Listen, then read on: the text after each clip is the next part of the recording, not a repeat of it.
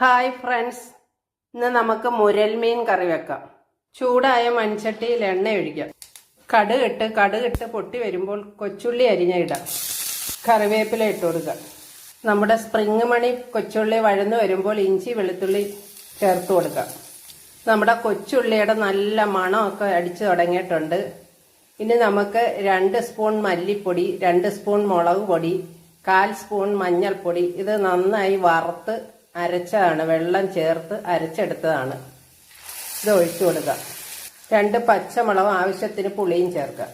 ഒരു തക്കാളി അരിഞ്ഞത് ചേർക്കാം. കുറച്ച് ഉലുവാപ്പൊടി ചേർക്കാം. കുറച്ച് കുരുമുളക് പൊടി ചേർക്കാം. ഇനി ആവശ്യത്തിന് വെള്ളം ചേർക്കാം. ആവശ്യത്തിന് ഉപ്പ് ചേർക്കാം.